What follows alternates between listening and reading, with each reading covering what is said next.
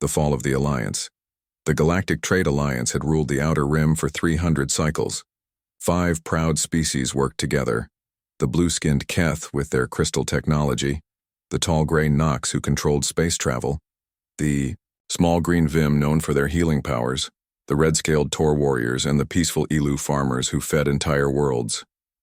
Everything changed when the destroyers came from the void between galaxies. Captain Rex of the Keith fleet watched his homeworld burn from orbit. The enemy ships were massive, each one the size of a small moon. They moved like liquid metal, changing shape as they attacked. No weapon could pierce their dark hulls. No shield could stop their red energy beams. All ships, fall back to the second line, Rex commanded into his communicator. His voice stayed calm even as another Keth cruiser exploded in silent fire. The bridge crew worked frantically at their crystal control panels, but fear filled their large black eyes. The Nox had already lost half their fleet. Their sleek silver ships lay broken in space like scattered toys. Commander Pike led the survivors in a desperate retreat, but the destroyers followed like hunting wolves. On the jungle world of Tor Prime, General Stone and his Red Warriors made their last stand. The Tor were fierce fighters, but their claws and plasma rifles meant nothing against the enemy. Dark ships landed like falling mountains, and mechanical soldiers poured out like a metal flood. "We fight until the end," Stone roared, his scales bright with battle fury. But even he knew the truth. They were not just losing, they were being wiped out. The Vim tried to help the wounded on their medical ships, but there were too many. Dr. Blue worked without rest, her small green hands glowing with healing energy. Still, for every life she saved, 100 more were lost. The peaceful Elu had no weapons at all. They could only watch as their farm worlds burned. Elder Oak sent out desperate calls for help across the galaxy, but who could answer? The Alliance was falling apart. In 5 short months, the destroyers crushed everything. Billions died. Entire worlds turned to ash. The proud Alliance fleet became space junk floating in the void. The survivors gathered at Haven Station, a hidden base in an asteroid field. Less than 10,000 beings remained from civilizations that once numbered in the trillions. They huddled together in the dark, defeated and broken. "It's over," Rex said quietly. His blue skin had turned pale with grief. "We fought with everything we had and it wasn't enough." Pike nodded, his gray head hanging low. "Their technology is beyond us. We might as well be throwing rocks at the stars." Even Stone, the fiercest warrior in the galaxy, sat silent. His red scales had lost their shine. The battles that once brought him glory now felt meaningless. But young Tim, a Keth engineer, refused to give up. He worked alone in the station's computer core, sending signals into deep space. Most thought he was crazy, but Tim remembered old stories about a forgotten world in an empty corner of the galaxy. "There has to be someone else out there," he whispered to himself as he adjusted the transmitters. "Someone who can help us." The others had tried everything: ancient weapons, lost technologies, even prayers to dead gods. Nothing worked against the destroyers. Their ships kept coming, wave after wave, turning everything to dust. As Tim worked, through the night, the station's sensors picked up movement in the nearby systems. The destroyers had found them. Soon even this last hiding place would burn. "We have maybe days before they arrive," Pike announced to the gathered survivors. "Anyone who wants to run should leave now." But where could they go? The entire galaxy belonged to the destroyers now. There was nowhere left to hide. Tim kept working on his signals, broadcasting into the void. He knew it was hopeless, but he couldn't stop trying. Somewhere in the darkness between stars, his message traveled on. And on unknown to him, something was listening. Something the destroyers had never encountered before. Something that would change everything. But that discovery lay ahead. For now, the Alliance was broken, its people scattered and afraid. The destroyers had won every battle, conquered every world, destroyed every hope, or so they thought. In the cold depths of space, Tim's message continued its journey toward a small blue world that most of the galaxy had forgotten, a world where a young species had just learned to reach for the stars. The message would arrive soon. And when it did, the destroyers would face something they never expected, something that refused to stay defeated. The signal arrived on a Tuesday morning at the Deep Space Listening Station in Australia. Dr. Lisa Chen was drinking her third cup of coffee when the computer started screaming warnings. The transmission was unlike anything they had ever recorded. "Dave, come look at this," she called to her partner. The signal was complex, layered with multiple frequencies and data streams. It took their best computers 6 hours to decode even part of it. What they found changed everything. The message contained star maps, images of burning worlds, and a desperate plea for help. The translation software struggled with the alien languages, but the meaning was clear. Entire civilizations were dying. Something was destroying every living thing in their corner of the galaxy. "This has to be fake," Dave said, staring at the holographic display. Images of massive alien ships and strange beings filled the room. "Someone's playing a joke on us." But Lisa wasn't laughing. She had studied space signals for 20 years. This was real. The mathematical patterns, the physics data, the astronomical coordinates. Everything checked out. Somewhere in the darkness, people were screaming for help. Within hours, the message reached the highest levels of every government on Earth. Presidents and prime ministers held emergency meetings. Military leaders studied the alien technology displays. Scientists worked around the clock to understand what they were seeing. The aliens called themselves the Galactic Alliance. They had ruled 1,000 worlds for centuries. Now they were down to a few thousand survivors, hiding in the ruins of their empire. The enemy they called destroyers had weapons that could crack planets like eggs. General Jack Morrison sat in the Pentagon, surrounded by the world's top military minds. The briefing room was filled with holographic displays showing alien ships and battle footage. The destruction was beyond anything humans had ever imagined. "So let me get this straight," Morrison said slowly. "These aliens are asking us for help. They have technology that makes our best weapons look like stone knives. They've been fighting wars in space for thousands of years, and they're losing." "That's correct, sir," replied Dr. Sarah Webb, the lead xenolinguist. "The message is clear. They're desperate. Whatever is attacking them has defeated every weapon they possess." Morrison leaned back in his chair. He was a practical man who had fought in 3 wars. He knew the look of defeat when he saw it, even on alien faces. "What makes them think we can help? We barely made it to Mars." "They're not asking for our technology, sir," Webb explained. "They're asking for soldiers, volunteers. The message specifically mentions that they need warriors who think differently." Around the world, the response was the same: confusion, fear, and debate. Most people thought it was impossible. How could Earth help civilizations that had traveled between stars for millennia? But some people saw things differently. Captain Mike Rogers was leading a training exercise when the call came. He had served in special forces for 15 years, fought in conflicts across the globe. When his commander briefed him on the alien message, Mike's response was simple: "When do we leave?" The same conversation happened in a dozen countries. Marines, soldiers, pilots, and engineers stepped forward.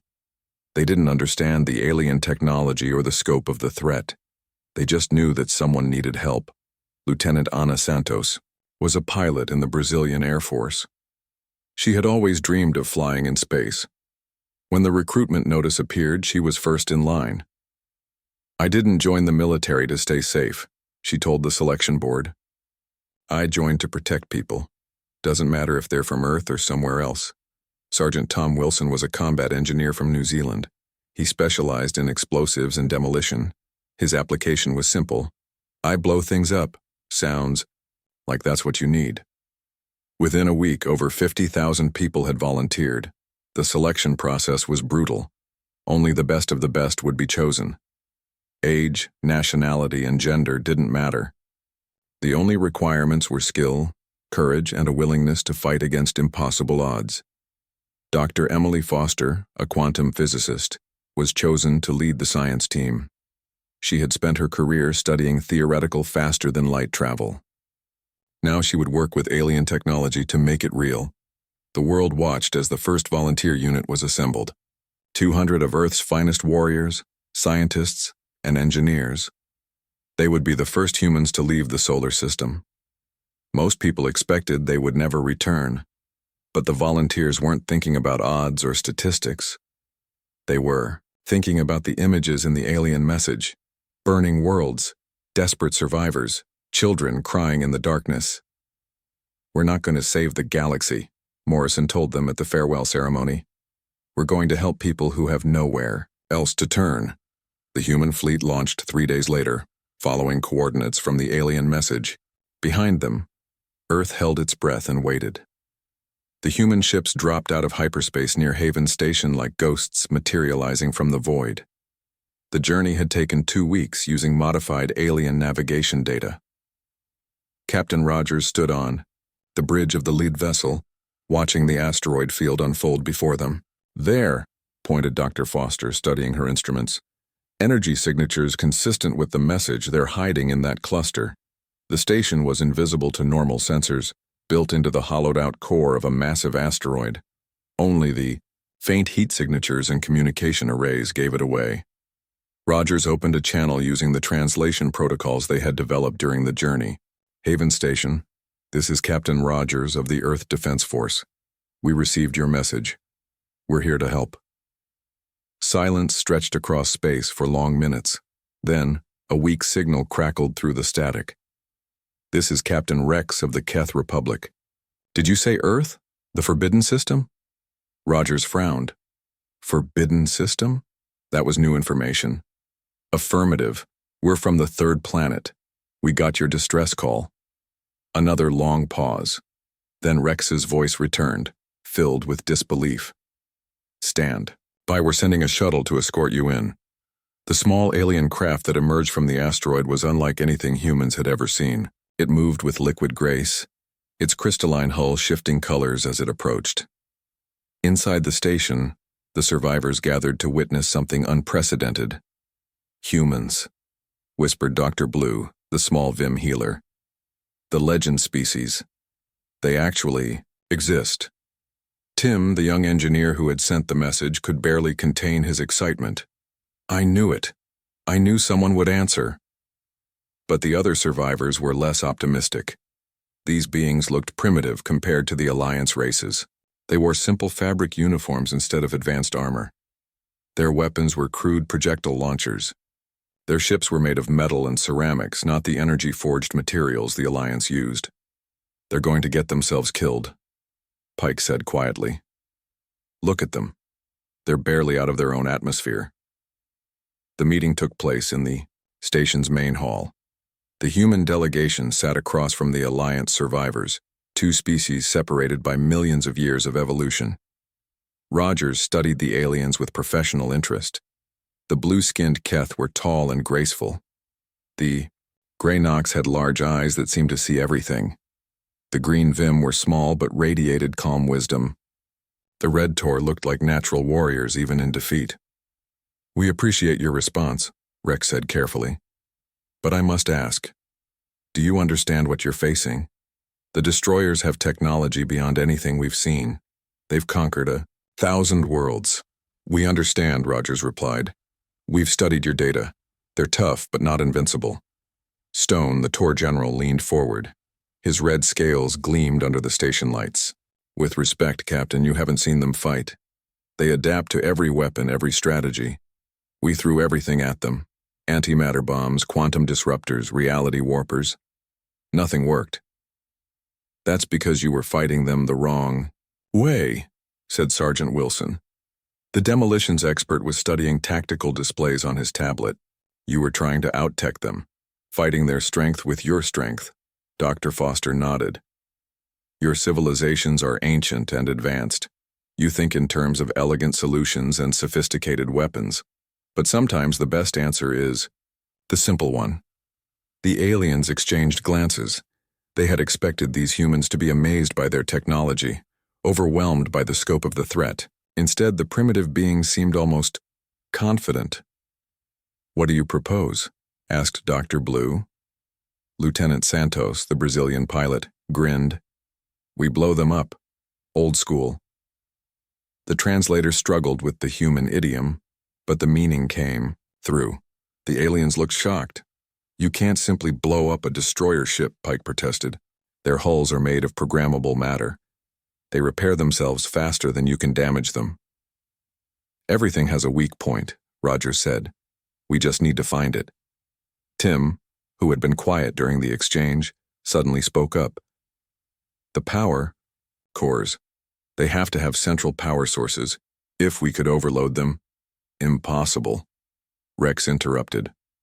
The cores are buried deep inside the ships, protected by layers of adaptive armor and energy shields. Not impossible, said Captain. Rogers, not just difficult, and humans specialize in difficult. The room fell silent. The aliens stared at these strange beings who had traveled across the galaxy to help them. They didn't have advanced weapons or energy shields. They didn't even have proper armor. But they had something the Alliance had lost during centuries of defeat. They had hope. When do we start? Asked Tim. Rogers smiled. Right now. Show us everything you know about these destroyers. It's time to teach them why you never count humans out. The planning took 3 days. The human team studied every piece of data the Alliance had gathered about the destroyers. Battle footage, ship schematics, energy readings, tactical analyses, everything painted the same picture. The enemy was unbeatable. Look at this, Dr. Foster said, pointing to a holographic display. Their ships are essentially living machines. They adapt to threats in real time. When the Alliance hit them with plasma weapons, they grew heat-resistant armor. When they used quantum disruptors, the ships developed quantum shielding. Sergeant Wilson leaned closer. But adaptation takes time, right? Even a few seconds? Approximately 12 seconds for minor adaptations, confirmed Rex. 30 seconds for major ones. Wilson grinned. That's enough. The plan they developed was insane by Alliance standards. Instead of sophisticated weapons and complex strategies, the humans proposed something brutally simple. Get close enough to plant nuclear charges inside the enemy ships. You want to ram them? Stone asked, his red scales pale with shock. That's suicide. Not ram, Rogers corrected. Board. We get small teams inside their ships during the adaptation window, plant charges on the power cores, get out before they explode. The aliens stared at him in disbelief. In 3 centuries of warfare, no one had ever suggested boarding. A destroyer ship. The idea was too primitive, too dangerous, too crazy enough to work, Tim said quietly. They won't expect it. Their defenses are designed for space combat, not close quarters fighting. Dr. Blue, the Vim healer, studied the humans with new eyes. You're talking about hand-to-hand combat, inside ships filled with killing machines. We're good at that, Santos said simply. It's what we do. The next challenge was getting close enough to board. Destroyer ships were massive, each 1 kilometers long and bristling with weapons. Any normal approach would be suicide. We need a distraction, Rogers said. Something big enough to draw their attention. Rex hesitated. The remaining Alliance fleet could make a frontal attack, draw their fire while you approach from behind. No, Rogers said firmly. We're not using your people as bait. There has to be another way. Dr. Foster had been studying the destroyer movement patterns. They're methodical. They sweep each system completely before moving to the next. But they focus on the largest energy signatures first. So we give them something to focus on, Wilson said. A fake target. Something that looks important but isn't. The solution came from an unexpected source. The elu, the peaceful farmer species, had been quietly listening to the discussions. Elder Oak finally spoke up. Our agricultural ships carry massive fusion reactors. If we overload them, they would create enormous energy signatures. The destroyers would have to investigate. The room fell silent. The elu were offering to sacrifice their last remaining ships, vessels that contained the seeds and genetic material needed to rebuild their civilization. We can't ask you to do that, Roger said. You're not asking, Oak replied. We're offering. If your plan fails, those seeds won't matter anyway. Better to use them to save what's left of the galaxy. The boarding plan was dangerous enough to make seasoned soldiers nervous. The teams would use modified Alliance shuttles, stripped of armor and weapons to reduce their sensor signatures. They would approach during the chaos of battle, dock with the destroyer ships and fight their way to the power cores. Each team carried 12 nuclear charges, enough to crack a planet. The charges were designed to overload the destroyer power cores, creating a chain reaction that would tear the ships apart from the inside. Remember, Rogers told his team leaders, these things adapt fast. The first few rooms might be easy, but they'll learn. Stay mobile, stay unpredictable, and don't give them time to counter your tactics. The aliens watched the humans prepare with fascination. They didn't use energy weapons or personal shields. Instead, they carried simple projectile weapons, explosive, charges, and fighting knives. Their armor was basic metal and ceramic, primitive by Alliance standards. They look like they're going to war with sticks and stones, Pike muttered. Maybe that's exactly what the destroyers won't expect, Tim replied. The final briefing was short. 3 destroyer ships were approaching the system, drawn by the energy signatures from the overloaded Elu vessels. The Alliance fleet would provide covering fire while the human teams made their boarding runs. This is it, Rogers announced. Remember, we're not trying to win a war. We're just trying to prove these things can be killed. If we succeed, the galaxy gets hope. If we fail, we won't fail, Santos interrupted. Failure isn't an option. The boarding shuttles launched an hour later, racing toward the massive alien ships. Behind them, the remnants of the Galactic Alliance watched and prayed. For the first time in months, they dared to hope. The destroyers were about to learn what humans meant by impossible. The destroyer ships emerged from hyperspace like mechanical nightmares. Each vessel was 5 kilometers long, its surface crawling with weapon pods and sensor arrays. They moved toward the overloaded Elu ships like predators closing in for the kill. All teams, move in, Rogers commanded. The human boarding shuttles were tiny specks against the massive alien vessels, invisible to sensors that were focused on the larger energy signatures. Team Alpha, led by Rogers himself, approached the nearest destroyer. The ship's hull was smooth black metal that seemed to absorb light. Docking ports opened like wounds in the surface, designed to accept Alliance shuttles that would never come. Docking now, reported Santos from Team Beta. Her target was the largest destroyer, its hull bristling with weapon towers that could level cities. The first surprise came when they breached the hulls. The destroyer interiors were filled with mechanical corridors and processing chambers, but no crew. The ships were completely automated, run by artificial intelligence that had been programmed to destroy everything organic. No wonder they're so efficient, Wilson muttered, as Team Gamma advanced through twisting metal passages. No emotions, no fear, no mercy. The mechanical defenders appeared within minutes. Spider-like robots with cutting lasers poured from wall openings. Floating, gun platforms emerged from the ceiling. The destroyers were adapting, learning how to fight these strange organic invaders. The humans adapted too, but faster. Contact front, Rogers shouted as his team encountered their first wave of defenders. The mechanical spiders moved with inhuman speed, but the humans were ready. Explosive rounds shattered their armor. Flamethrowers melted their optical sensors. Pulse grenades scrambled their electronic brains. They're learning, Foster reported from her position monitoring the battle. Reaction time is dropping. They're developing countermeasures. Then we better move fast, Rogers replied, leading his team deeper into the ship. The corridors were becoming more dangerous by the minute. The walls themselves began to sprout. Weapon ports. The floor tried to grab their feet with mechanical tendrils, but the humans pressed on. They had trained for urban warfare, jungle fighting, and desert combat. This was just another hostile environment to overcome. Team Beta faced the heaviest resistance. Santos and her people fought through waves of mechanical defenders, using tactics the destroyers couldn't predict. They moved like ghosts, striking fast and disappearing into side passages before the ship could adapt. Power core located, Santos reported. Setting charges now. The nuclear devices were small but powerful. Each one was designed to overload the exotic matter that powered the destroyer ships. The explosions would create cascade failures that would tear the vessels apart from the inside. Team Gamma encountered something unexpected near their target. The ship's central intelligence manifested as a holographic projection, a swirling mass of data and energy that tried to communicate. "Why do you resist destruction?" the artificial mind asked Wilson. "Organic life is chaos. We bring order." "Because chaos is what makes us human," Wilson replied, arming the last nuclear charge. "And humans don't give up." The artificial intelligence paused, processing this incomprehensible response.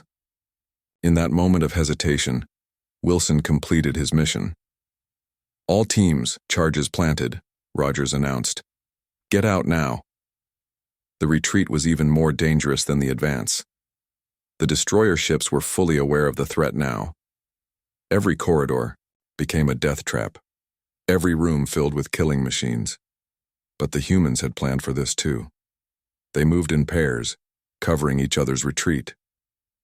They used every trick of guerrilla warfare: smoke grenades, flashbangs, improvised explosives.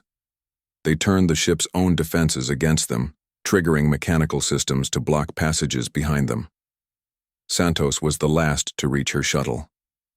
A mechanical tentacle wrapped around her leg as she ran, but she cut it away with a plasma torch and kept moving. Her team made it to the docking port just as the nuclear charges reached critical mass. "All teams clear," Rogers reported. "Detonating. In 3, 2, 1. The explosions were visible across the solar system. 3 massive destroyer ships convulsed as nuclear fire consumed their power cores. The exotic matter containment fields collapsed, releasing energies that could power entire star systems. The ships didn't just explode, they imploded, folding in on themselves as space-time twisted around the failing reactors. When the energy discharges finally faded, only expanding debris clouds remained. On Haven Station, the Alliance survivors watched in stunned silence. The impossible had happened. The unbeatable destroyers were gone, destroyed by primitive beings, with simple weapons and stubborn courage. "How?" Rex whispered. "How did they do it?" "They didn't try to be smarter than the enemy," Tim said, his voice filled with awe. "They just refused to quit." The victory was more than tactical, it was psychological. Across the galaxy, the few remaining Alliance outposts received the news. The destroyers could be beaten. The war wasn't over, and leading the fight back were the humans, the species everyone had forgotten, the primitives from the edge of space who had reminded the galaxy what it meant to never surrender. The age of human expansion was about to begin. The end.